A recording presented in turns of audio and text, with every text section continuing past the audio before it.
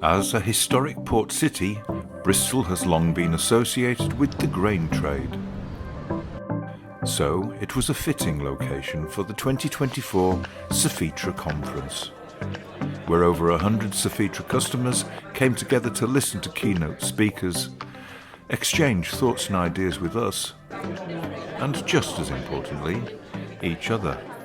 What this is about is a sense of community. It's these industries are not giant.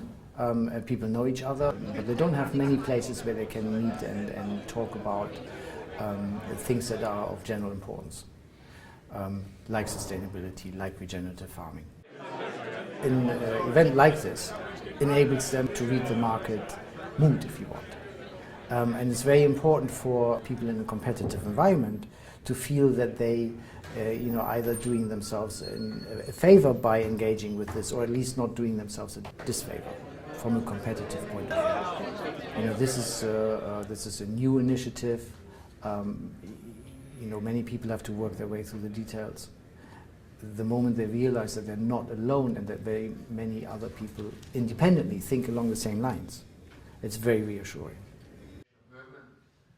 To help our customers make informed decisions around sustainability and the reduction of Scope 3 emissions, Supply Chain Director James Nielsen made a detailed case for buying sustainably farmed grain. Today is a good opportunity for us to tell people more about Cefetra Ecosystem Services. It's new, and like anything new, we have some early adopters who've already signed up and joined this, but that actually now we need to talk to all of our consumers. And when we have them all in one room together, it's a chance to do that.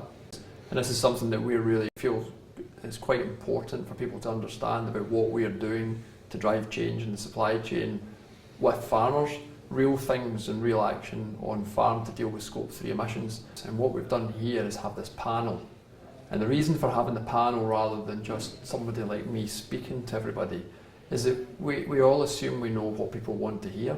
But actually what we want to do with sustainability is to get the people in the audience to ask us questions.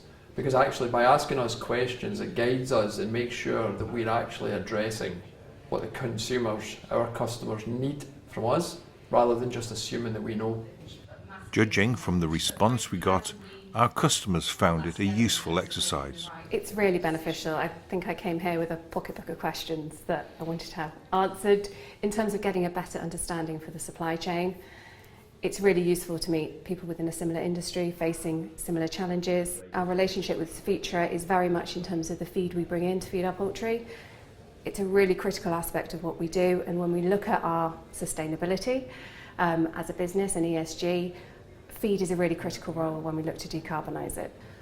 From a feed perspective, the carbon footprint is around 65% of our total footprint, which is huge. So if we're looking at hotspots and where to target, feed is a really obvious opportunity.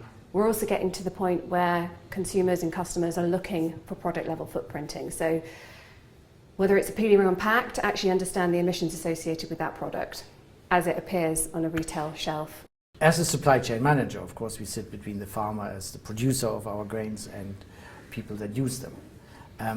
And as such, when we design our communications and our community building, has to be both for the farmer and also for the consumer. Today is about the consumer.